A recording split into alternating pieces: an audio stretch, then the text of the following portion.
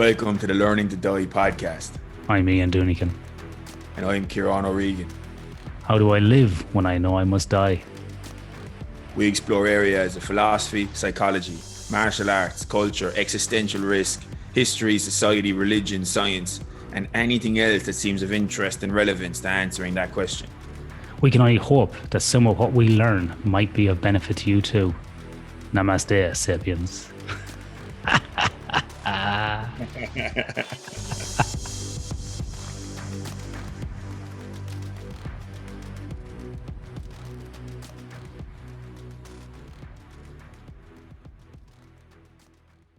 Nice. So I suppose we kick off. Rob, if you wanted to give a brief introduction to yourself, just I don't think you're going to need to give too much, but just maybe an overview of your background and where you're coming from.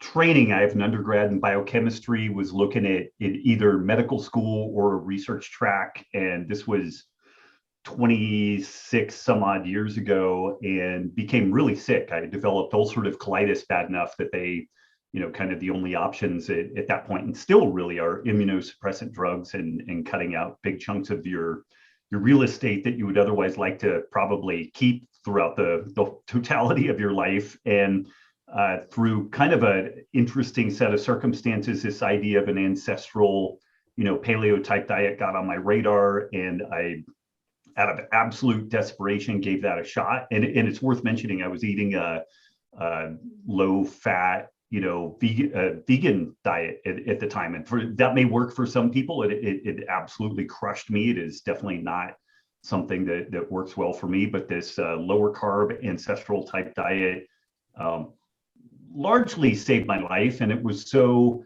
profound. And it was right on the heels of this discovery around kind of this evolutionary biology perspective of nutrition that I started looking at sleep and circadian biology. And the long and short of that is that I just knew that I could not finish medical school because it was going to be another 8 to 12 years of, just rinse, lather, repeat of, emergency medicine, basically, to finally get to a spot to then try to practice the type of medicine that I would want to do, which is, funny enough, I was able to do not long after that because I was poking around online and found this weird workout called CrossFit. This was around 2000, 2001. And I started working out, following this workout of the day with my friend Dave Warner, who's a retired Navy SEAL. Within about 3 or 4 months, we had like 15 people working out with us. And I reached out to the Glassmans, the folks that founded CrossFit, and said, hey, we'd like to open a gym. We'd like to call it CrossFit. Can we do that? And they were like, yes, go be achieved, do it. And so we opened what was then the first CrossFit affiliate gym in the world, CrossFit North. And I think it was open for 5 years before there was an affiliate contract or anything. I mean, it really was very much the Wild West in that regard. And that allowed me working in our brick and mortar gym. And then I subsequently ended up moving and opened what was then the fourth CrossFit affiliate gym, CrossFit NorCal. But between working in the brick and mortar gym and then traveling for CrossFit, I got to work with just tens of thousands of people around the world, and, elite level military folks, professional athletes. But the kernel of what I really gravitated towards were people like myself, people who had complex metabolic and autoimmune issues, that they had run the gamut of, modern medical interventions and still had significant health problems. And medicine was like, it's either in your head or we can't help you.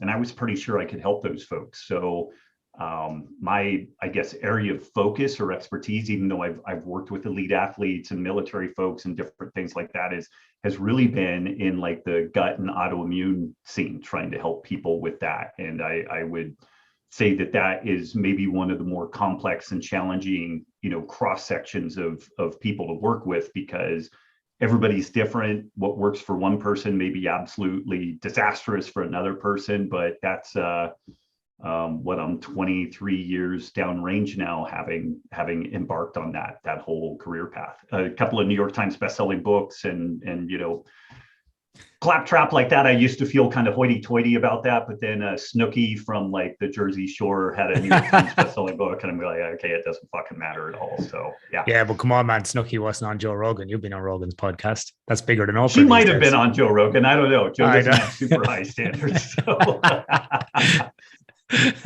I want to see her on with Jordan Peterson. Right.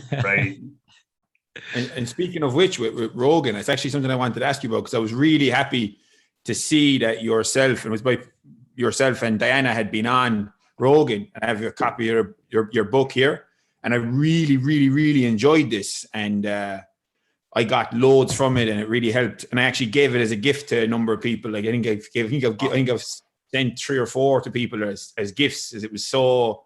As a collection of arguments and presentation, it was so well put together. Thank you. And I was really happy to see you on Rogan, obviously, to be able to put these kind of ideas out into a massive zeitgeist. But would you have any? Because I listened to the podcast that you did last week, and in retrospect, was there anything that from that podcast with Rogan that you were really happy with, in terms of ideas you really wanted to put out there, or was there any similar on the other side? Was there anything you'd love to have focused more on that you didn't get to as much if you were thinking about it since?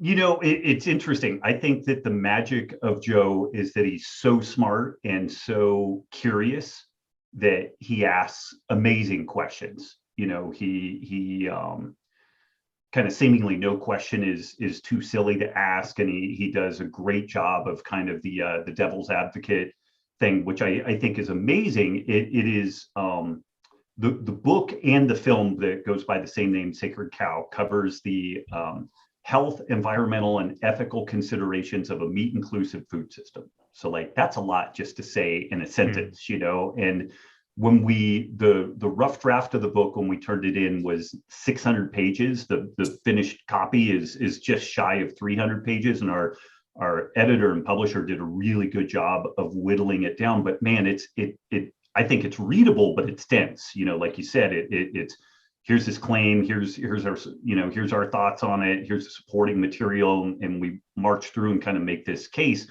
The one thing that was challenging, and I told Diana to be prepared for this with Joe, is that he's very random access. So the material that we present in the book in particular is best taken.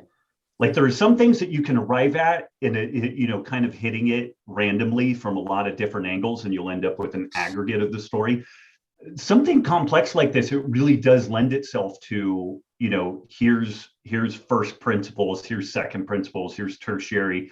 And it's difficult to do that in a podcast, particularly like Joe's, where he'll get an idea and he'll shoot off in a different direction. So I think that it was a great exposure, and incredibly grateful. And again, like if Joe, this is the reason why my podcast is marginally successful and Joe's podcast is the most successful media, entity on the planet currently, is he's very smart, he's very curious, and he's able to tie in a lot of different things, which really lends itself well to both education and some degree of entertainment. But it's also, if you're really trying to get a case out about a complex topic, like it's not the easiest format to kind of keep, cutting off another micronome thin piece of the story and kind of laying it out there to look at. So that's kind of the only thing that is challenging about it. But there's other formats that folks can dig in and look at that. And if nothing else, it really raised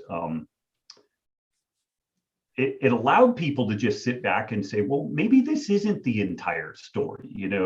When I checked out some of the comments, some people were like, oh, they're just misrepresenting this, that, and the other. And it was interesting because there were people that jumped in and they were like, hey, you clearly haven't read this book, because, they address this and they address this. And it's kind of cool because the book hasn't been massively huge as a seller, but the people who have read it apparently have gotten a lot out of it and really grokked kind of this 3-pronged, deal that we have to take with it. And we kind of learned that we had to do that in interacting with kind of the vegan-centric pushback on these topics, where somebody would raise a question about health and then we would start addressing health. And then they would say, well, what about the environment? And then we'd address environment. And then they'd say, well, what about the ethics? And so it was this game of whack-a-mole. And so you have to address all of these things all at the same time. Otherwise, the topic gets shifted around. And so it was kind of cool. It didn't convince everybody, but there were a lot of people that I noticed just in the comments that were like, hey, I had a completely different position on this a year ago. And then I read this and they were like, I'm not 100% sold. But somebody made an interesting point. One of the points they made. They said, if what Rob and Diana are saying is 20% true, if it's 80% bullshit and 20% accurate, what they detail in the whole book, it means that we have to tackle our climate change perspective completely differently, like entirely differently. If what they're saying is 80% accurate and 20% bullshit, then we are in a fantasy land right now about what we're doing. And that was actually, I thought, pretty powerful. And that's been my big takeaway on all of this, which is that if you think climate change is an important thing and like globalization and, sustain, food systems that could be here 5,000 years in the future, it really behooves us to have a conversation and figure out what the fuck we're doing and get this right, and it's not going to be an elevator pitch thing. And it's probably not going to be the same thing in like Nebraska as it is in sub-Saharan Africa as far as food systems and what could be there 5,000 years from now, and that area is actually better because of the food system, not worse, which is kind of I think the standard that we should have on all this. Just on that topic there, Rob, do you think it's getting worse as time goes on? Because I find as I age, it seems to be getting worse, that people actually won't listen to science and they won't listen to ideas, and that they just shut you down straight away in terms of not listening to something. They're in one camp or the other. This more divisiveness that we've seen in probably society over the last couple of years, particularly exacerbated by COVID. We see people in different types of camps, and people want to be in a tribe, and they want to be in a tribe of tribes, using Sebastian Junger's language, but these tribes of tribes are getting just worse and worse. And you have to be, wearing a certain ribbon on a certain fence, you have to be vegan, you have to be doing this, or else you're like a meat-eating CrossFit jiu-jitsu guy, and you just keep coming down. And that's where I think, coming back to Joe can be like, Joe Rogan's podcast is like, well, I can be into archery, I can be into jiu-jitsu, and I can actually have a conversation about somebody and cry and be emotional as well, and watch The Lion King with my kids and cry. Like he can be all those things at once. And where people I don't think people like that. I think people want to be in these camps. And do you think that sort of cultural phenomenon that's happening at the moment is actually making these conversations worse? I think that social media has certainly made it worse. When you look back at some, historical, Max Planck is incorrectly cited with saying science advances one funeral at a time. Like he said something kind of akin to that. But you have stories like Ignaz Semmelweis, who was a physician in late Victorian Europe, and he noticed that poor women who had babies on the streets had better health and lower infant mortality and he's one of the first people that really developed statistical methods that we would kind of ascribe to modern epidemiology. But women who were wealthier and had babies in hospital, where you would think that they would have better care and food and all this stuff, the fatality rate of the mothers and the infant mortality rate was just staggering. And it was so huge that even just kind of observationally, there was something weird going on there. And then he started keeping some records. And he had this was before the germ theory of infection. And he had this crazy idea that these doctors this was still very early, and things like anatomy was it kind of in its infancy. So doctors would go do a cadaver dissection in between treating patients, and they wouldn't wash their hands as they came back and then delivered a baby. And he had this idea that maybe there was some contagion that was coming from the cadaver, a dead body, to this birthing mother and baby. And he had the insane suggestion to take a 10% chlorine solution and wash your hands in between cadaver and baby. He was basically run out of town, ended up dying in an institution, went crazy because he knew he was right. And it was like 40 years later it was like, oh yeah, he was right. So I don't know that has changed. What has definitely changed though is this weird public-private relationship between government, old media, and new media, and their ability to crush any type of dissent of any flavor. Yeah, it's scary. And I think that it's super fucking terrifying. And I mean, not to drive this thing out into the weeds, but we seem to I hate false dilemmas, but the dilemma that I kind of see right now is that on the one hand, we might end up in this totalitarian autocracy that has complete control of everything that we do because we have a digital currency, a digital passport, social credit score, and us doing this podcast means that we don't get to fill our car up with gas or buy food for 5 days because we got to slap guys for talking about whatever you do.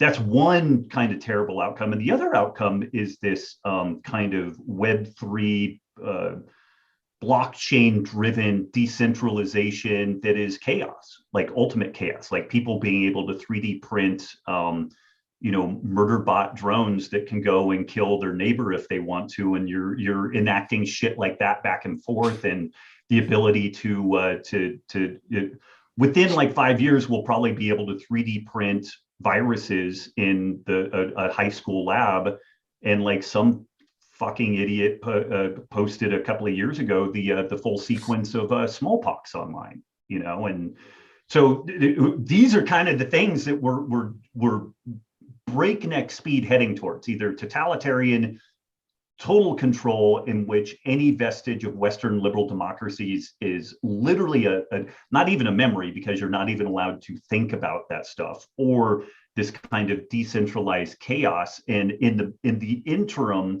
we are battling over what our pronouns are and rolling back all of the advances that we've made and just caring for and taking care of each other, and we have made advances on that, and it's not fucking perfect, but it's better than any other moment that we've had in history up until now, where it seems like we're just turning this all backwards. So again, I don't know if I just Thelma and Louise just drove this car off the cliff. But drive that car up into the sky, because here in Western Australia, I think we're more on option one, more totalitarian, like what you were saying. It's absolutely crazy here. And sort of people will say, yeah, but because our borders opened yesterday, last Thursday for the first time in over 2 years. And people are like, yeah, but you can travel now. Yeah, if you're triple jab to get back in, if you get a G2G, which is a government pass. So in any country where you need government permission to move in and out, by definition, that is a totalitarian state. So for us, I think we're there already, and people just absolutely love it. And I think Rob, like in a lot of places, you get this division of people. And I think for a lot of people, once they have Wi-Fi and there's money going into the bank, they don't really give a fuck. They'll march forward because they just want an easy life. So I'd rather pick option 2, but that's just me. I'd rather go down the Wild West path and see what happens, because, I don't know. It really scares me. I think it scares Ciaran as well. We've spoken about this kind of ad nauseum, but I think Ciaran's got a question here on this intersection of all of this stuff for you, Rob. Yeah. This is how we ended up getting in contact. And it was along this, and it's because I've been seeing the same almost. I can't help but think about it almost as if this is kind of the inevitable end result of kind of the God-shaped hole in Western civilization. When you just take that there's whole, every action has an opposite reaction. Like Newton's law doesn't necessarily only apply to physics. It seems to also have a cultural component as well, where it's kind of like where there's these almost this dialectic where if you take, so the way I've kind of put it here is if you just put ism at the end of 4 different things, and there's an unfortunate, strange convergence between the 4 of them, which is climate alarmism, wokeism, veganism, and what you can think of as like COVIDianism, which is like this, triple fucking jab, quadruple mask 5-year-olds and have social distance sex over the internet. Well, that's the like. It's just like turning a religion. It's like, but there's a mad convergence between these 4 things. Mm-hmm. And I think of it as a kind of, when I was trying to figure out like what the fuck is going on here, I kind of think of it almost like the shadow side of in Western Enlightenment is this kind of disenchantment of nature and this kind of cold, rational materialism that has a total lack of focus on the, quote unquote, lived experience, to use the woke term. But there is a reality to that, because the Enlightenment itself was a pushback against irrational authoritarianism before it. So there was a hyper focus on a question wasn't a question unless it could be answered. And the answer wasn't an answer unless you could transfer it to someone else. So it's like this hyper focus on transferable knowledge. And any knowledge that wasn't transferable, like propositional transferable knowledge, was what anything that wasn't that was seen as, we can't even go near that. That doesn't really exist. It's not as important. So when you travel that to the end, the intersection of these four things of like climate alarmism, wokeism, veganism, COVIDianism, it seems to be almost, if you think about like the dark side of the Enlightenment is like a cold, patriarchal, rational materialism and a disenchantment of nature and a disenchantment of the human condition. But then there's like this swing and a pushback that's towards another extreme of like, if on one side you have like a cold patriarchal rationality, the other side is like a boiling hot matriarchal irrational safetyism that sanctifies the infantilized victim, whether it be the natural world or whether it be pick your minority group or whatever. It's like this swing toward this whole other spectrum. That's the kind of most sense I can make of it, because you can't break it down anymore between big business or not, because climate alarmism, you could say, well, there's an anti-capitalist sentiment because of big oil or big gas or whatever. But then that kind of falls apart when you look at, well, some of the same people who were jumping up and down about farting cows melting the icebergs are the same people that are talking about it's totally okay if we triple jab 5-year-old fucking kids. Right. Even, it's like, you can't even look at it from those simplistic kind of left class-based, big business, money-based things, except when you look at it just in terms of virtue signaling. So it almost comes down to like this swing toward the weaponizable compassion toward an infantilized victim that needs to be Oedipal mothered or something. That's my best attempt at trying to like, well, what the fuck is the overlap? Because it seems to be the same people jumping up and down across these four things that seem to like converge. So I was wondering if you had thoughts, because I've heard you talk in the past about certain overlaps. And of course, obviously the book touches on environmental components and ethical components and everything, the sacred cow. And I've heard you talk in the podcast, particularly around absurd COVIDian overreach and state overreach and a lot of the same concerns that we have. And Ian's still fucking living through in the Democratic People's Republic of Western Australia, I can't even go and sit in a coffee shop and have a coffee unless I wear a mask, show a double vaccination status, and scan in with a government app. So I haven't been out for a coffee in 6 months. Yeah.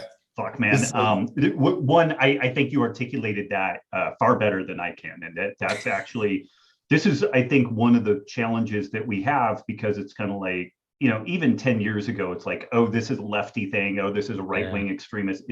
And it's changed in such a way that when you try to categorize things, and we kind of do need to categorize things to start getting our hands around it and understand it, there are these weird irregularities to it where like used to, like the left used to be into like nature, but now there's a thought that we should like geoengineer the planet to be colder, and it's like, really, fire sulfur into the sky and all this kind of shit. Yeah, and it makes me think of Paul Volcker in late 2006, where he was talking about the pending housing bubble, and he was like, we have conquered risk, and it's like, no, it just hasn't blown up yet, and that's just dealing with something as mundane as a global economy.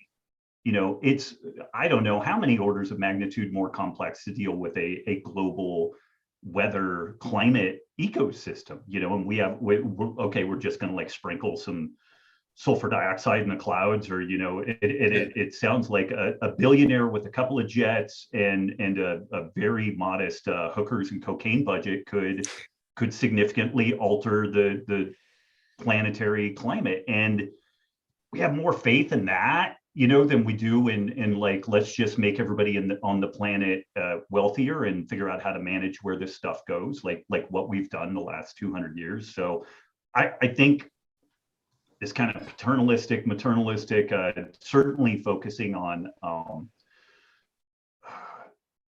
a really common thread in all this that you nailed is there's this insistence on zero risk that has emerged. And I don't know if it's helicopter parenting, like some people have suggested that, you know, there was like kind of my generation or maybe a half generation behind me, they didn't let their kids play on playgrounds, and the playgrounds all got nerfed, and you know, any dangerous thing got removed. And so then you have this generation of kids that it's well understood in evolutionary biology that risk assessment is learned via physical tasks first, and then they're applied to abstract things secondarily and tertiary to that.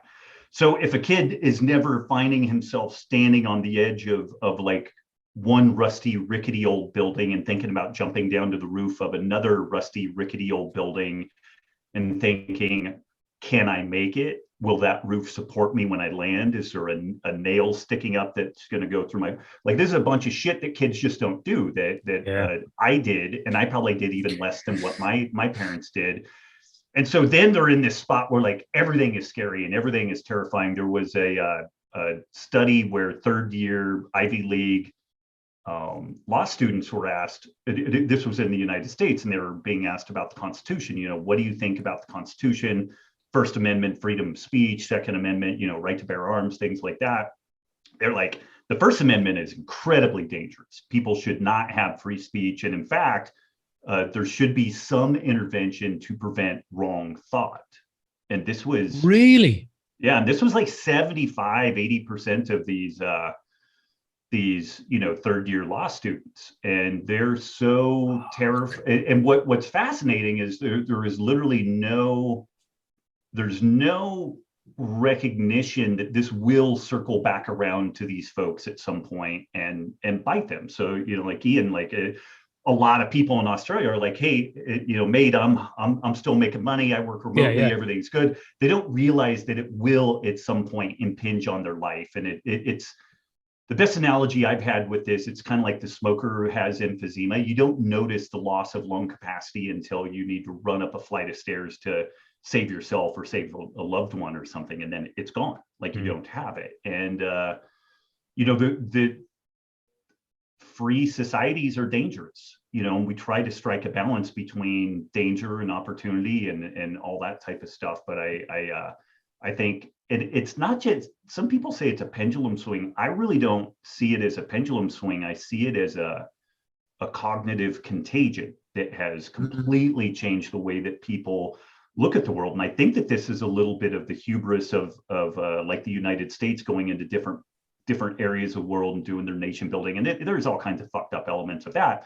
But there's this hubristic thought that like, so long as you liberate people, they will just pull themselves up by their bootstraps and they'll motor forward. But if you have a culture that is not ready to think about the complexities of freedom, it's not going to be free. You're just going to shuffle one junta in and another one out, and it doesn't really change. And it seems like just collectively our thought processes around risk have changed in such a way that, you know, it seems reasonable to use completely, instead of making it optional for masking and for vaccination with an experimental, you know, gene therapy product in a class of viruses that has never seen successful vaccine development in the past. They tried it with SARS-1, they tried it with MERS, it didn't work. And it really is a feat of engineering, you know, very much a hat tip towards that. But we're like 2.5 years into understanding what the risk profile of that is long term. And it's not really panning out that good. You know, it looks like the adverse event story on this is really not looking great, and at a level that this would have never even been, it would have never seen the light of day in like a standard vaccine rollout scenario. But we're okay with it, you know, because in theory, in the short run, we're mitigating something, or because we have interventionism. It's like if we kill people due to intervention versus killing them due to negligence, which I think they would say the no vaccine would be negligence, then we're okay. So it's like we're okay killing people so long as we had a hand in it versus we weren't underactive in doing it. But I think also it's that simplistic view. If we all get vaccinated, this will go away. If we all wear masks, this will go away. And the whole two strategies globally in Western culture seem to have been vaccination, ram it down your throat, and masks, right? And what we haven't heard is talk about alcohol, smoking. Oh, sorry, lockdowns as well, Ciaran. Lockdowns as well. What we haven't heard is about health, obesity, smoking, alcohol, vitamins, the vitamin D work that's come out. All of this stuff it's just, oh no, turn the blind eye. No one wants to report on it in the mainstream media. Politicians want to call it like, rubbish science. People are getting cancelled for talking about it. Like these are, prominent scientists, well published, peer reviewed, not like writing in the back of a local. Right. Like the Great Barrington Declaration is a prime example, and the way that was shut down was like bananas. It's totally antithetical to what science is. And the Great Barrington Declaration, by the way, Ciaran, is basically the pandemic plan before COVID-19. It's like the USA COVID plan 6 months beforehand. Yeah. That's all it really is. It's not fucking revolutionary where we ask people to, stick a straw up their nose and hop on one foot and fart out their eye. We didn't ask them to do crazy shit they couldn't do. That's what it's absolutely unbelievable. But I don't know if as anybody, Rob, have you looked at potentially what's happened after World War II? Because I think that in 2 or 3 years' time, what's it going to be like when your neighbor was screaming at you to get vaccinated and wearing a mask, right? And you had a stand-up altercation with them. What's going to happen in 2 or 3 years' time when all this data comes out and we show that there's been so many adverse effects from vaccines? We've seen the impact psychologically of lockdowns and masks and so on.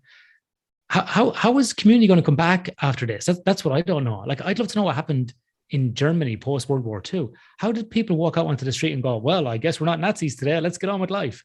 That's a good question. I'm definitely not a historian, and I don't know. I'll tell you that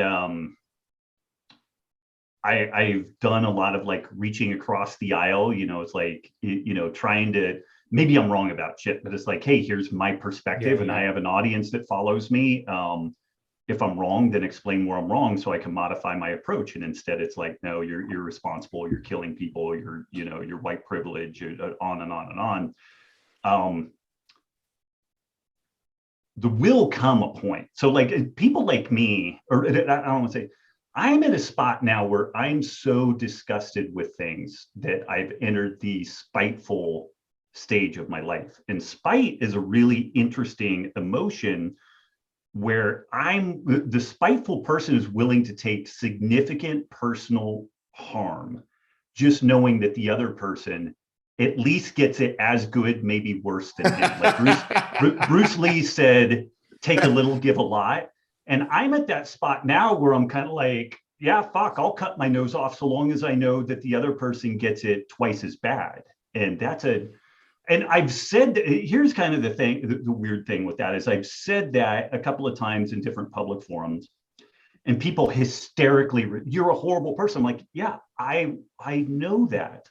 I know that's horrible, you fucking idiot. That's what I'm saying. And what I'm trying to tell you is I think I'm a reasonably self-actualized person, and I'm there. And you're aware of it.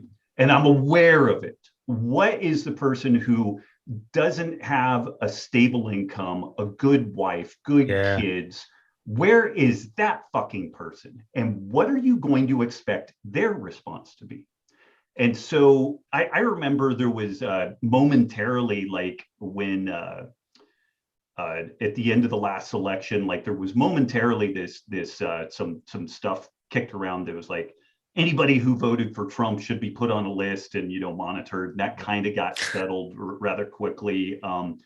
But I tell you, with this other thing, like I've been keeping an eye on who was like jumping up and down and saying, the only thing you should be doing right now is getting vaccinated. And I'm like, what about all of the ethnic and minority people that are really concerned? Well, maybe not them, but you Rob should do it, And it's like, okay, so they get a pass and I don't. But I've been keeping a scorecard of the people who were really loud about this. And I tell you, here's an interesting thing. It's super conspiracy theory, but there's been some really weird shuffling of Pfizer's yes. stocks. CEOs and management and stocks. Yeah. Well, and part of what's been happening is consistent with when a company is bankrupted and dissolved, and like it kind of happens overnight once it all happens. But there's a bit of a legal theory out there, which is that Pfizer, the Moderna, all these people lied outright. There was fraud on the front end of getting this data through this emergency use authorization process. If they committed fraud, then they don't actually get the emergency use authorization legal status. They are not indemnified. And so if that's the case, then these folks are actually legally on the hook for all of these things. And so potentially, what the kind of tripwire that I'm waiting for is you wake up one day and it's like Pfizer is gone. There's no longer a company named Pfizer. These other entities have like absorbed their IP and everything. Well, yeah, on the one hand, it's kind of good, but then there is no entity to go after. It's gone. Yeah. It's just poof, it's dissolved. And then these people just shut then when that day happens, then it's kind of like these folks that I've tried to reach out to and like, hey, I don't know if you've really got, I'm going to have profound anger towards those people, and I don't know, like I don't have, my wife is my coworker and we're pretty much on the same page with this stuff. But I worked in a factory or an office and like some dickhead down the way was just like in my face about this stuff all the time. And then Pfizer dissolves because they actually lied on the front end of this and they hurt and killed a bunch of people. And then they did this super unethical dissolution overnight. I would want to go kick that dude's ass, just because like I need somewhere to focus anger. And that seems like a great place to do it. And I don't know, like, again, like we've just driven this thing off the rails, but you mentioned the tech there earlier on and this convergence between big tech, big corporations and the government and mass media. And a prime example of that is that British Medical Journal investigative report with Paul Thacker into the Ventavia research group whistleblower, that basically Facebook shadow banned and eventually the British Medical, and it was fact checked as being a health blog. The BMJ, like one of the oldest medical research groups, they call the BMJ a medical blog is one of the most bizarre labels. What does that's like treating the English language like it doesn't mean, like it might as well have been Japanese that they tried to write it in, or half Japanese and half, it makes it pointless.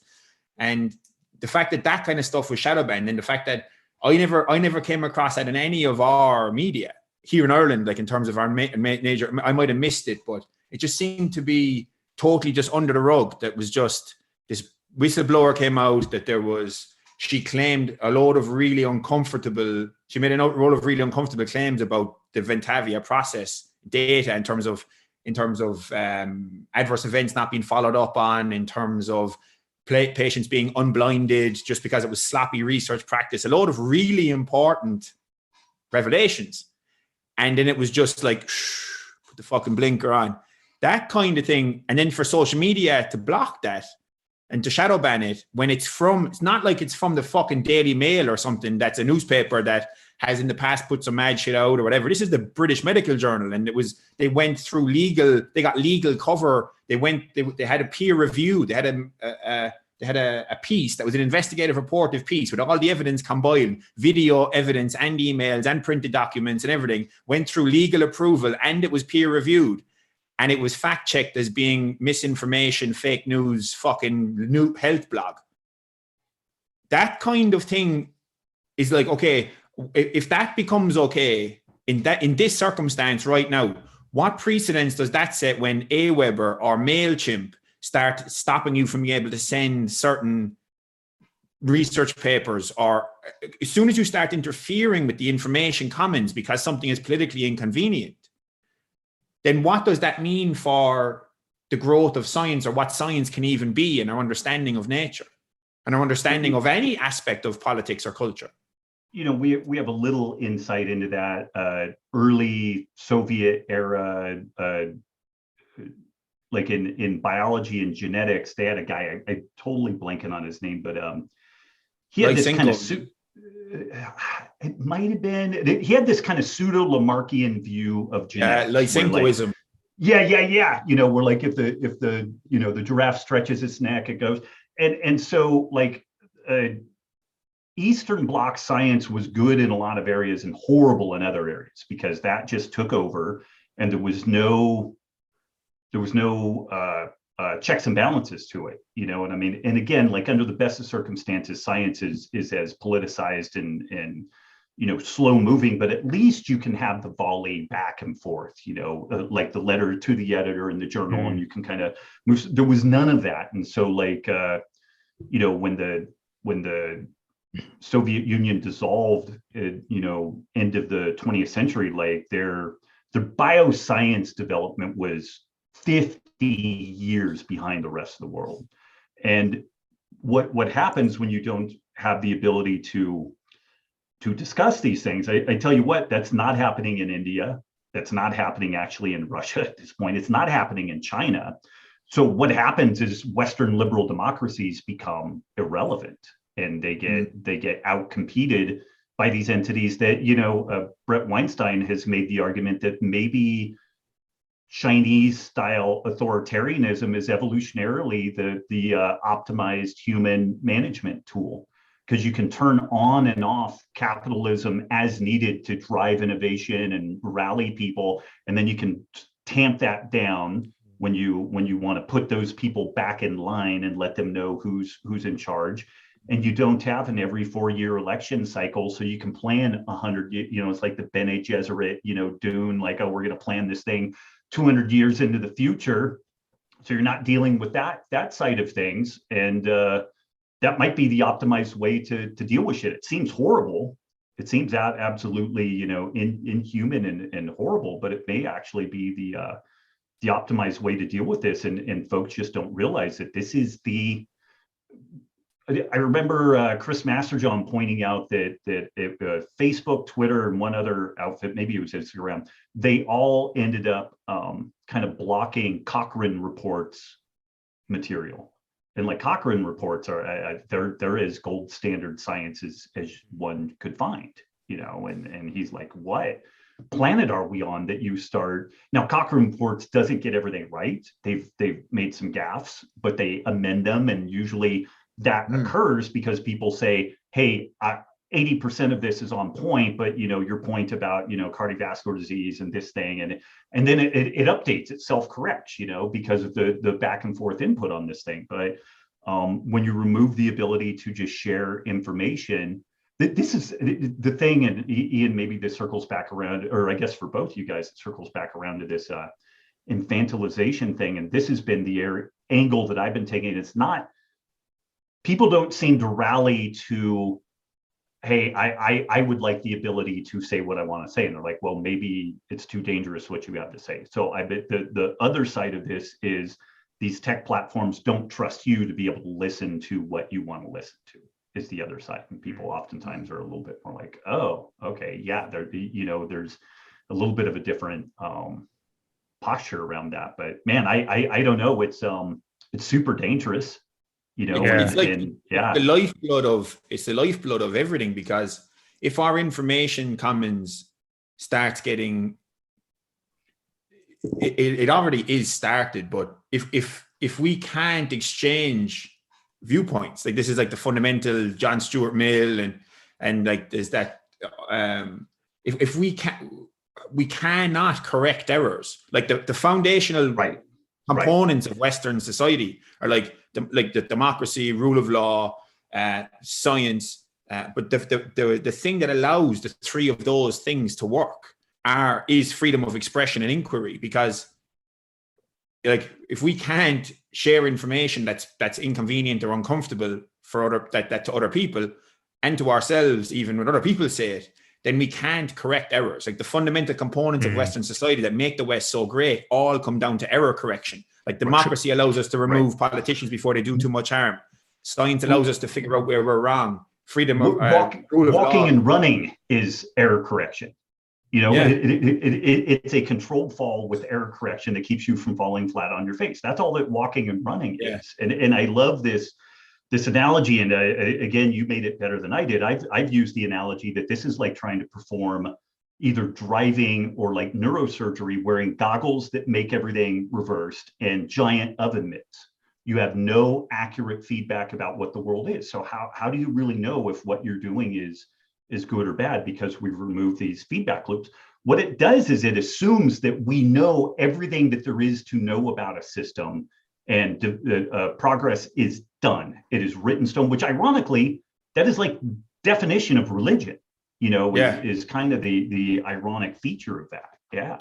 I think also what we're seeing as well is this kind of, if I look back to management systems and theory of systems management and business, people do a task, then you have a process, and then you build up to a system and then a strategic outcome, and so on and so on. And I think what's happening is now is some people, and if tying it back to what Ciaran said about this intersectionality between environmentalism, wokeism, and so on, some people now in the last few weeks I've seen have advocated for lockdowns for environmental reasons. They've gone basically, well, we've seen how CO2 emissions drop during lockdowns. Maybe we need short, sharp lockdowns to reduce CO2, and that's how we'll help the climate. On the same hand, then, I saw the other day where people were going, hey, Elon Musk, turn off all the Teslas in Russia because Putin's bad.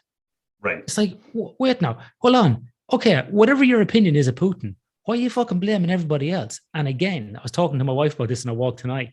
I said, if that can happen that way, it can happen the other way. I was like, imagine if someone went, our state premier or governor here is an asshole, and so they can shut off our bank accounts.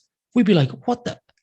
So if I can, and Jordan Peterson says this, be careful because it's coming for you. Anything you put out will come back. And Ciaran said at the start as well, it's like this universal karma, or the pendulum will swing back. If you can do it to somebody else, Rob, you do jiu-jitsu. Ciaran's done a lot of striking. We all know, guys. You punch someone, you're going to get fucking punched back. You sweep somebody, they're going to sweep you. You're not always going to be in control 100% of the time, and everything you do is not right. There's always going to be an opposite reaction. And that's what worries me, is people are thinking of this very task-based, simplistic, binary outcome approach where like, oh, this good, that bad, we do this. And it's this kind of, what Ciaran said, infantilization of it. And people are just like applying this. And what surprises me is it's so-called college-educated people in the middle classes with their high-pitched voice screaming in my face. I'm like, for fuck's sake, man. Yeah, but all the Nazis weren't psychopathic thugs. Like, that's the thing. It's like ideology is intoxicating and puppeteering regardless of your education status when you get wrapped up. So like even the Soviet prosecutors themselves eventually end up getting cannibalized by the system that they themselves perpetuate. Yeah. Eventually it comes back like where the prosecutors end up in the gulags as well, you know? Right. And to a person, nobody gets out. Like nobody ends up getting out. Yeah. That's why there's a lack of understanding of first principles. That's what it seems to be. That's what's so frustrating for me and also infuriating, where there's a lack of understanding of first principles, and like the bottom of that the bottom of everything is the capacity for error correction, which, because it's almost like it works in a kind of a fractal manner the whole way up. Because when you look at evolutionary theory, somehow random mutations occur, and then the environment selects for what's sufficient to fit. And then when you take that even to a perspective of even our nervous system, when we are learning a motor skill, our brain builds a shitload of connections and then prunes away what's not used. It doesn't know which exact connections to make. And then you carry that up to the level of knowledge acquisition. It's like we formulate a creative conjecture, and then we bounce it off reality, and then we refute the conjecture with experimental testing, and then that becomes our transient truth for now in terms of our scientific knowledge. And then even potentially that there's kind of similar parallels there, even in terms of predictive coding and how our nervous system generates predictions about how reality works, and then we update our errors. So it's like error correction is how nature works. And what feeds that in a cultural and social political sense is our capacity to exchange information freely and ask difficult questions. So if that's like the sacrosanct lifeblood of everything is the capacity to freely exchange information, but yet it's seen as, well, if we don't like it, then it's misinformation or disinformation because it must be wrong because it's not what our tribe says. And it's like this total lack of understanding of how the best way I've ever heard it put was that the woke are like, by trying to bring all hate speech laws and shit, are like they're sawing off the branch that they're sitting on. Yeah. Because I'm thinking like, go and be a fucking trans activist in Pakistan and see what happens. Go and be a women's rights activist and go and get tortured and raped in prison in Saudi Arabia. Go and be claim people are Islamophobic in China and get put into the fucking concentration camps with the Uyghurs. It's like, the only way you can even be woke is if you're in the West, because there's freedom of expression and rule of law. Yeah. But yet that's the very thing that they're trying to remove and put the constraints on. And then the parallel in climate alarmism is what, on one side, let's say there is a capacity for there is problems made, let's say, because there are people that, let's say there's arguments made, like was it Steve Kuhn or Koonin? I've only just started his audiobook, and then guys like Michael Schellenberger make really good arguments. He wrote the Apocalypse Never. Yeah. And it's, let's say, what if there are components of, because you'd assume there are components or ideas around climate change that are currently incorrect, because what the fuck do we know? And we're always just trying to get less wrong. But if an ideology builds around it that becomes myopic and hyper-focused on the emission side of greenhouse gas, because that's what's quantifiable in an almost kind of autistic, locked-in, quantifiable, numeric-focused way, just like with COVID, what was quantifiable was case numbers and deaths with COVID, then all the other iatrogenic, unquantifiable stuff, or the cans that were kicked down the road, like stunted child development and missed cancer appointments and all that shit, that's going to not quantifiable now, but I hope it will be. All that same mentality, if that same thing is put, that same mindset is applied to these other questions, then we could end up just drifting off into fucking fairyland, like you mentioned earlier on, in the fantasy world, and end up creating nuclear winter on purpose. This kind of shit of firing stuff into the sky to cool the world, and that I'm obviously I'm getting a bit heated here now, but I don't even know what the fucking question I was going to ask off the back. You're contributing to climate change by doing that too. So yeah, no, dude, I think you were spot on, and again, you're articulating this in a really a super sophisticated way, much more elegantly than what I typically do. The error correction process really is where the rubber hits the road. And I mean, I've kind of skirted around that, and I've kind of known that, but I haven't used that lexicon specifically, and that's something I'm going to steal from you going forward with attribution. But it's I don't even. And again, circling back to that spite thing, I'm at this point where I'm like, let me help you saw that fucking branch, because it looks like I'm on the same branch as the rest of those folks, but in a lot of ways I'm not. I live out in rural Montana. I've got food banked, I've got armament, I have neighbors that are on the same page as me. We have interlocking grids of fire. I'm tight with the local law enforcement. Shit could go really, really, really sideways and before it starts encroaching on my life.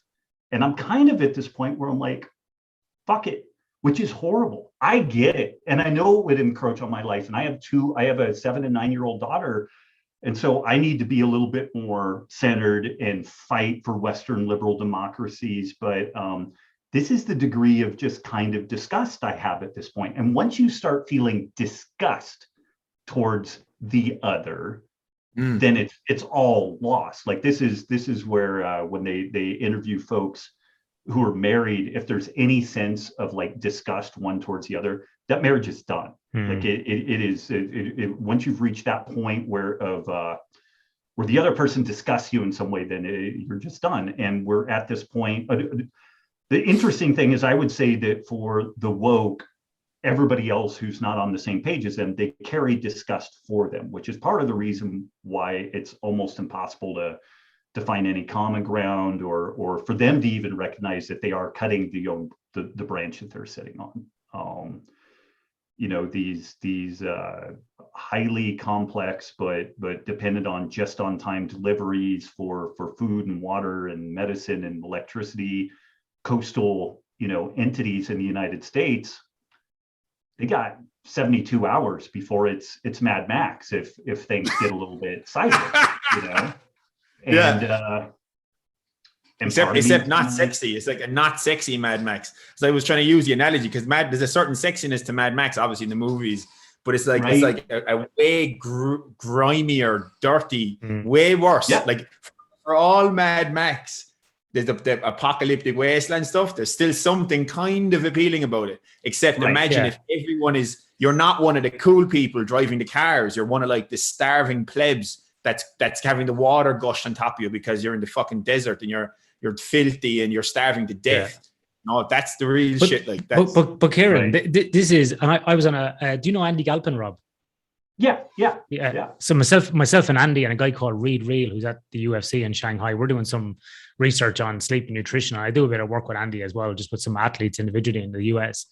And I was saying this yesterday because I've started boxing the last 6 or 7 weeks, and we've been doing heaps of boxing here at home. And we've got a coach comes around, and we got the garage decked out with like 25 square meters of mats, and most of us are all brown and black belts in jiu-jitsu.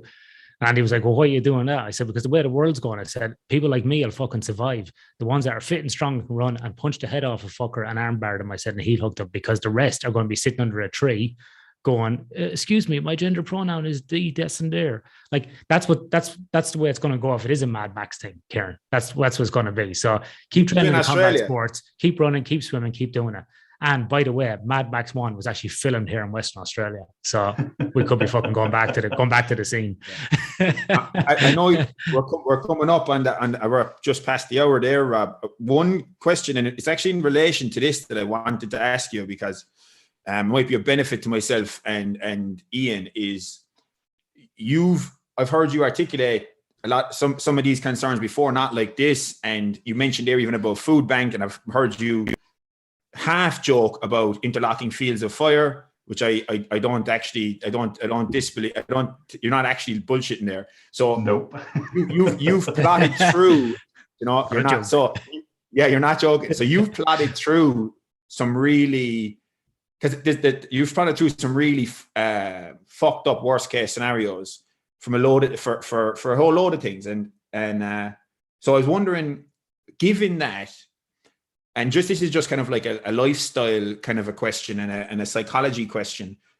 How do you strike a balance where you engage with this stuff in such a way that you're able to figure out what to talk about, what kind of information to provide for your audience in the podcast and your writings, but also then to be able to park that and enjoy yourself and strike that balance with enjoying your family and your jiu-jitsu and your hobbies and whatever, to be able to park that and to be able to put that stuff aside when it's time to actually just relish life or savor it when it is good. So how do you really think about question? My wife and I, as best as we can, if we make we have a backup generator and we have different things like that, like that's good for us today. Like, if the world goes to shit, that it'll be a really nice hedge. If it doesn't, we live in rural Montana and the power goes out sometimes, and it'll be really nice to have that as a backup. We bought a food dehydrator, and it's actually a freeze dryer. It's pretty expensive. Like, I drive a very modest car, but I have a pretty fucking kick-ass freeze dryer, and part of what we did with that, we homeschool our girls, and so every second or third day, the girls help us cook extra meals, and we plate all that out into the freezing trays, and we freeze it and food dehydrate it, and then package that stuff up, label it, catalog it. And so this is part of the kids' homeschool, and they learn to weigh and measure things. They're learning how to cook. They're learning how, a little bit of like manufacturing and packaging and stuff like that. So it improves our life today. The real takeaway, even the little bit of firearms training that I do and whatnot, I do it in community, and I find people. I'm fortunate to have a couple of friends that are retired Navy SEALs, and they take me from absolute idiot level to just borderline competent level with my firearms handling, but I get to spend time with people that I love and respect, and it improves my life. So everything that I try to do with this stuff, I figure out how is it going to improve my life today, regardless of whether or not things get bad later. And when I start encroaching into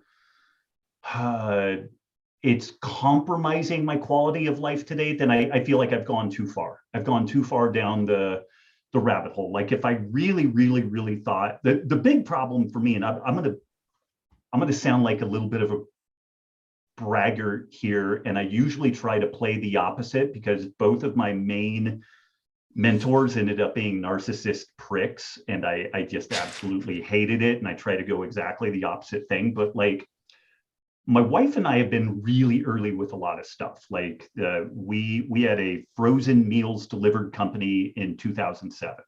It was like grass-fed meat and organic vegetables and all that stuff.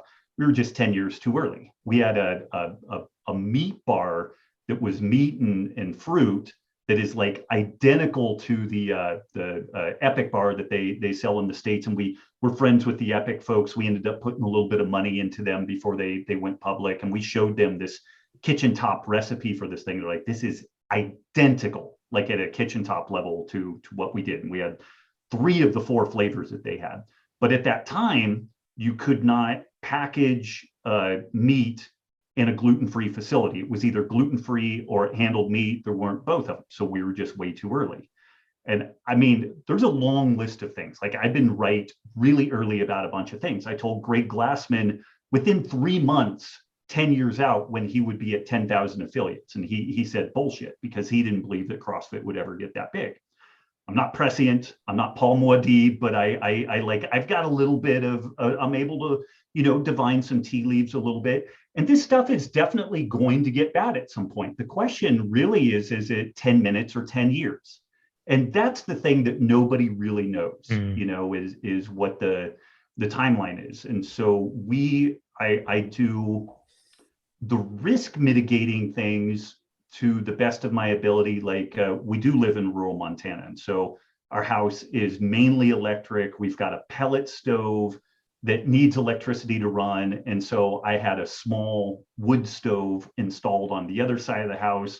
I have like 5 cords of wood cut. I don't use it. That's a backup. So I do some things like that just so that we're on a well. And so I had this hand pump, simple pump installed to our well, and I can pump water directly, or I can hook that up to our house and I can actually pressurize the water tanks of our house with that so that we could have, running water in the house to do like quick load of laundry or, something like that. So I've tried to look at these risk exposure places like energy, food, water, heating, cooling, those sorts of things, and just try to get 2 or 3 layers of redundancy. And when I do those 2 or 3 layers of redundancy, I also try to figure out how I make this into a project that enriches our lives today. So like when we installed the simple pump, when the engineer came out, I had my kids help as much as we could. And so we helped with the pipe fittings and, he explained the way that this pump worked and everything. And now my girls have a pretty good idea of how this shit works and they know how to run the system and everything. And they thought it was amazing, and I explained this is in case that, the power went out for a long period of time or, something like that. So they kind of understand some of the context, but it was just kids love learning things and they love getting in and doing things, and they got dirty and muddy and it was awesome. And so we really do try to make it so that it improves our lives today while also kind of risk mitigating over the long haul. And I try to figure out ways of finding, 2 or 3 different redundancies for food, for water, for heat, which I think for us in rural Montana is kind of like the biggies. And a lot of that is developing a social connectivity and having friends that like, I don't need to know everything about everything. Like my buddy knows some stuff and I'm able to help them on this, the things that they're not totally buttoned up on. And funny enough, and it could end up being good. Circling back around to that whole, like we're on the horns of this dilemma between massive decentralization or authoritarianism. Either way out, we have to look to our local communities. Like that's literally the only way through this. It's the only fucking way through this. if we end up in the metaverse with like a tube stuffed up our ass feeding us food, we're done. Like we've entered the matrix, and we're just, you know, meat bots then at this point. The way that we really navigate through this is finding ways of developing resilience at a granular local level. And I was even noodling the other day, I'm going to look into this. I would like to figure out a way of spinning up within the Western states a small scale operation to manufacture pharmaceuticals that are life or death, insulin, thyroid, some hormone replacement stuff, antibiotics. It's going to be expensive to do that. It's not going to be the economies of scale of doing this in like China or something. But if China decides not to send us pharmaceuticals, we're fucked. And so I'm actually, one of the projects I'm going to tinker with is trying to find some sort of a venture-backed deal where, you know, within these Western states where kind of ideologies are similar, like there's a certain kitty of pharmaceuticals that would be really fucking handy to have, regardless of, you know, particularly if like supply chains just ground to an absolute halt. And that would include figuring out how to have, procure, develop reagents and precursors and all that type of stuff. But that's one of the holes that I see. I know 3 friends that are on thyroid medication.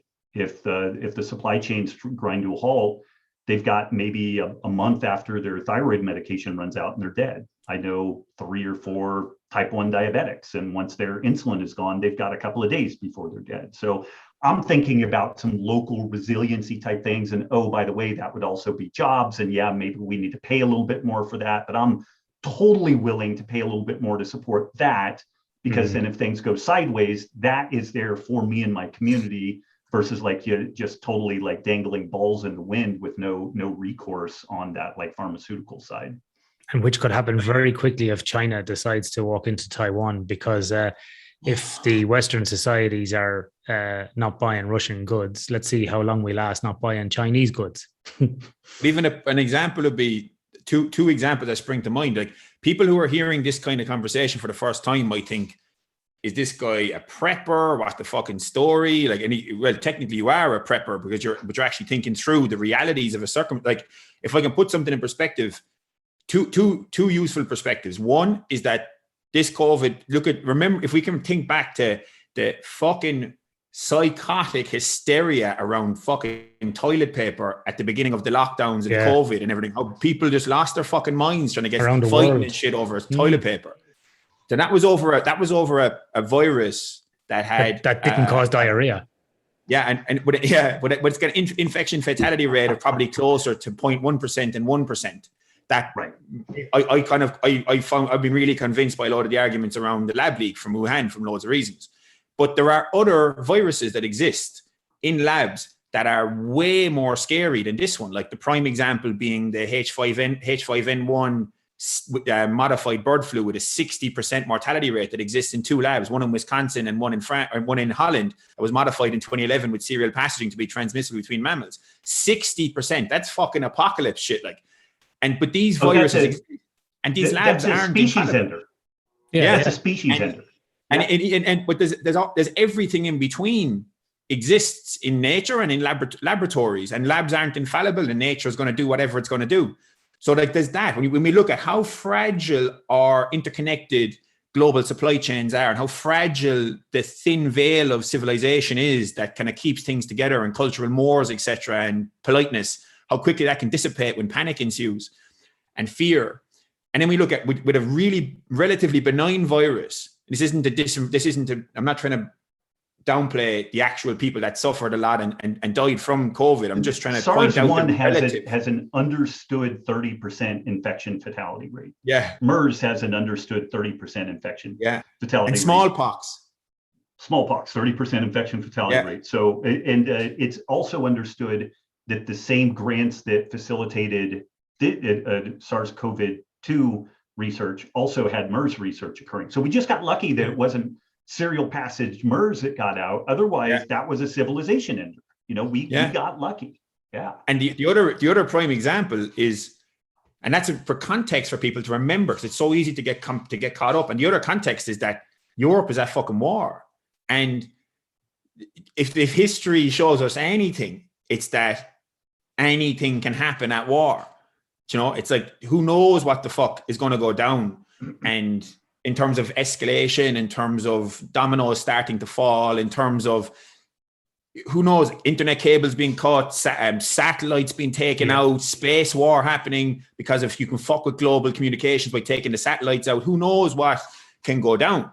And so it becomes, the fragility is something that it's very uncomfortable for people to think of. And unfortunately, it's not what our intuitions are set up to think about. Like, our intuitions are set up to like not anticipate gray rhinos, which I think is why the climate change thing fits our biases, because the climate change thing, we can imagine it almost like this gradual slope towards worseness. And that fits with our failed and incorrect intuitions as to how history actually works, which is very little happens and then a huge fucking event. Very little happens and then a huge fucking event. It was like Nassim Taleb thing that like history doesn't crawl, it jumps. And that's realistically what happens. But our intuitions aren't set up for that, which is like, you know, I know one, Michelle Wooker had that book, A Grey Rhino, and in it she was talking about, it's published in 2017, and she was talking about pandemics in it at one point. And this stuff, we're not set up to budget towards, we do it some way, obviously. We do it with things like health insurance at an individual level, where we put insurance in case you need to get surgery or whatever. But as a society, we don't seem to be willing to put resources toward low probability events that are very unlikely to happen. But if they do happen, it's major fucking problems. And we're not really willing to put energy and resources toward those kind of things, which is why nearly the whole world made a bollocks of the pandemic, where there was a gross underreaction at the start and then this prolonged dragging the arse out of it overreaction at the back end. Right. And there's this mismanagement and then this war being another one. Like, I just saw a truck go by there. I live in the countryside. I just saw a truck go by full of fertilizer. I'm seeing loads of this moving around, you know, artificial inputs for farming, because like, I don't know, is it 20 or 30% of the global nitrogen comes from fucking Russia. So it was actually a question I meant to get to, but I realized we're keeping you here way longer than expected. I can go a little bit more, but yeah. As a question, and it's actually in relation to this, and it brings it back to your book, which is, if anything, and I'm thinking of here from a bias from Ireland in particular, where Ireland has some of the best climate for meat production anywhere. And I'm seeing, like, with this, you see the supply chain disturbances from the war, where nitrogen is like a huge amount of the inputs that are used are now going to be way more expensive. And apart from even fuel, just the fact that nitrogen becomes less available.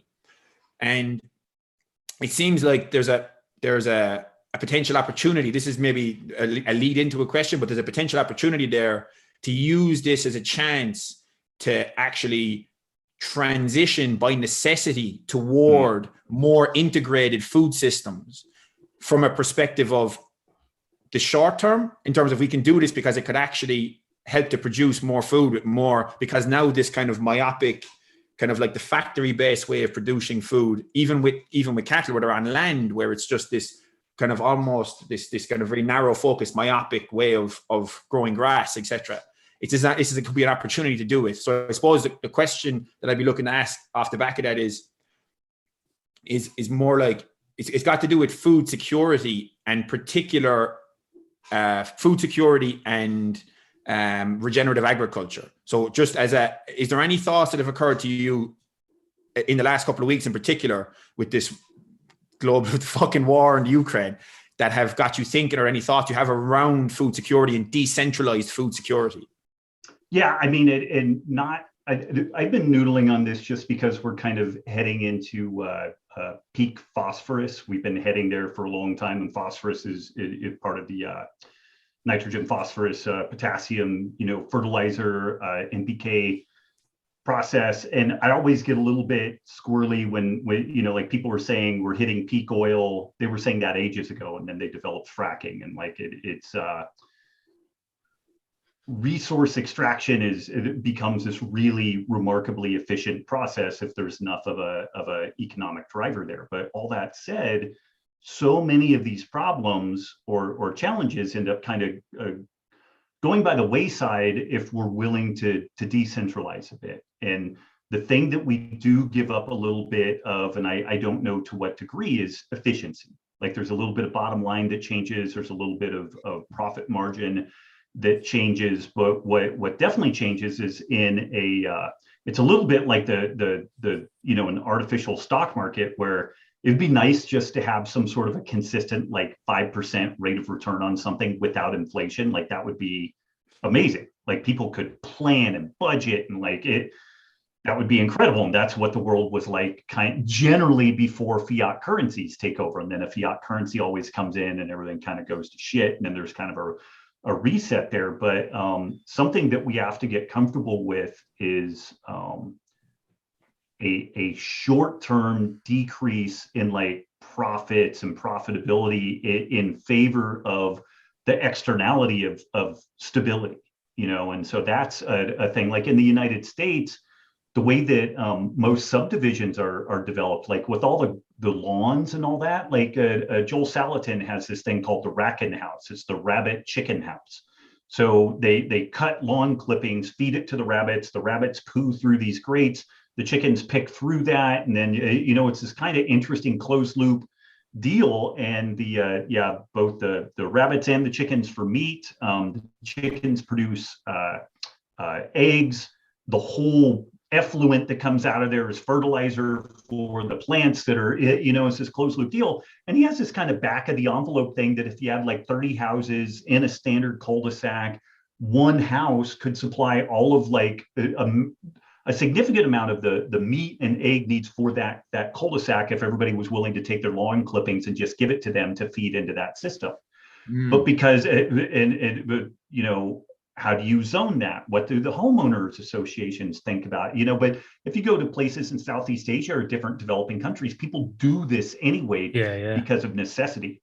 They haven't painted themselves into a resilient corner because they've gotten wealthy enough within this kind of industrialization process that they will hyper specialize and not have food production as part of a neighborhood, which is the way that we, that's.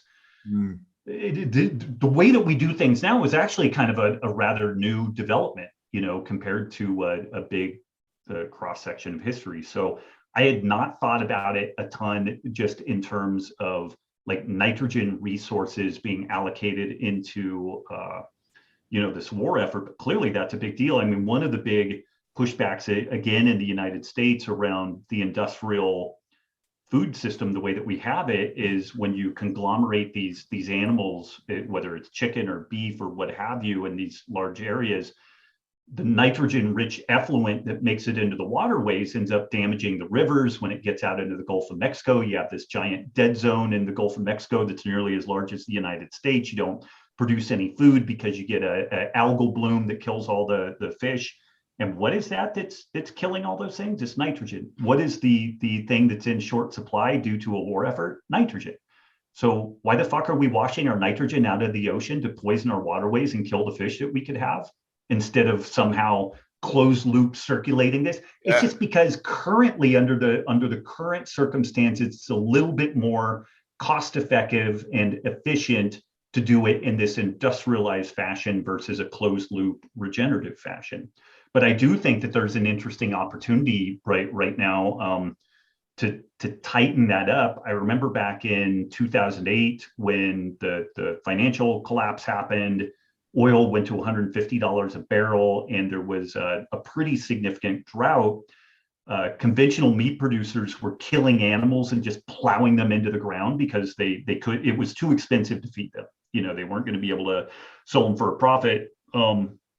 The grass-fed meat guys, their grass was growing fine even during a drought. They weren't tied to the price fluctuations of industrialized feed production, and that should have been a bigger eye opener than what it was. But we bounced back from it. We bounced back, and we were able to like plug the system back in and get it going. But I do think that there are interesting opportunities there, and I guess the thing is just that we're going to need to experience some degree of pain. Like there's going to be something that forces this change. And it could be that there's some amount of hunger or starvation or something before we shift these processes. I don't think that we're going to do, just spin it preemptively, because we see the possibility looming there, other than some folks doing it at kind of a local level, and kind of like me talking to some local friends here who run cattle and have regenerative farms locally. It's like, this is why you're doing this. Like, if you've been wondering why, this is it. It's as things get more unstable, you are going to be the hub of stability at this point. You seem like an inconsequential player in this global food system, but if China invades Taiwan and they're not sending pharmaceuticals to the industrial meat, and like industrial chicken and pork is done without antibiotics. It's done in a week. Like, it's fucking done. Like, all those animals infect each other with disease, and it's done. So all of industrial poultry and pork production is done like a month after antibiotics become unavailable. And the chicken reduces in size by 9 times. Yeah, well, when they're all starved to death or dying of otherwise easily treatable bacterial infections, yeah, I mean everything reduces. But how does that influence the global food system? Diana Rogers was invited to go to Thailand 3 years ago to talk to chicken and pork producers in Southeast Asia, because Merck, and it was at the behest of Merck, because Merck recognizes that 85% of the antibiotics they manufacture go into animal husbandry, and it goes into this industrialized form of animal husbandry. And this is the main area where antibiotic resistant bacteria are being evolved. And you just project forward, in 20 years, we don't have antibiotics anymore. So that has to change. It must change. That is an unsustainable feature of our food system. We could either go planet of the vegans and not use chicken and pork at all, or they can take the roles that they historically played, which is secondary and tertiary features of our food system, mainly eating food that humans have decided not to eat, or it's gone out of date and stuff like that. And you decentralize it, and then you don't have the need for the antibiotic use. Like, it very, very minimizes the antibiotic use. So there's shit like that, just basic resource constraints that, maybe that is the gold lining with all of this globalization coming to a nexus, and there's going to be some rough sledding to get through it, but maybe it forces a decentralization of the food system, and we really get that, and we don't go back, because just throwing something out here before we wrap up, but like the whole deal of like artificial intelligence and human work, like, the more algorithmized a process is, the more it lends itself to AI taking over. Like, there's an argument to be made that most of doctoring and lawyering right now would be better done by AI than humans. Like, they've done the side-by-side comparisons, but radiology, Rob, is probably the best example of that. Radiology AI is actually better than an actual qualified radiologist who's been at university for 10 years plus practicing. Radiology AI straight away. Yeah. And so these are really high paid, highly regarded professions that they're gonna go away for the most part. The thing that seems to be the least replaceable with AI is creative problem solving, and ranching and farming, particularly when it's not algorithmically driven industrial ranching and farming, where you just nitrogen fertilizer, herbicides, when you're really doing this at a local regenerative level, all that you do is problem solve every single day. So there's this opportunity for humans to do meaningful work in their community, producing food for themselves and for the other folks in their community. And it's arguable that until you get a legit human quality intelligence, that there's no way that that's going to get replaced by artificial intelligence. So this may be an answer to food insecurity and resource depletion, meaningful human work, economic infrastructure. Like, there are just a massive number of reasons to biosphere, overall biosphere health and legitimate sustainability, like sustainability in the purest sense, because it's actually just working with nature and with what nature already does, rather than just trying to extract from it in a way that's literally not sustainable, or put shit into the ground, not literally shit, unfortunately, but nitrogen, phosphorus, etc., artificially, and it ends up being putting non-shit into the ground. Here's the funny thing for me on this, circling back around to like whether it's left or right or whatever, but most of the people I would say who push back, ironically, who push back against regenerative agriculture because of the animal inputs, like they insist that the animal inputs are bad because of this greenhouse gas carbon tunnel vision thing that's overly simplistic, but they insist that that can't work. We need this kind of plant-centric model. This plant-centric model is industrial row crop foods, which are owned by 6 companies, own like 95% of the food production around the world. What I'm suggesting here is a model in which nobody owns the totality. It is it is literally like workers of the world unite.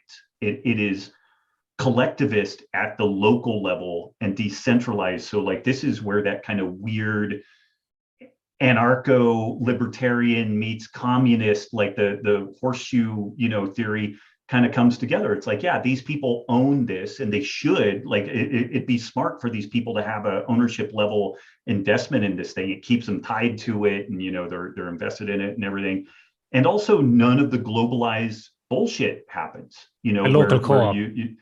Yeah. And so I'm still fascinated that I get pushback on this. It's like literally if you push back against this model, you are advocating for industrialized row crop food systems owned by like Pfizer, Merck, Monsanto at all. Like that's what you were supporting, because you can't have regenerative vegan agriculture. You have to have animal products involved in that system. Like there's just, because this is you're trying to emulate an ecosystem, and the planetary ecosystem is not only plants, it's plants and animals. And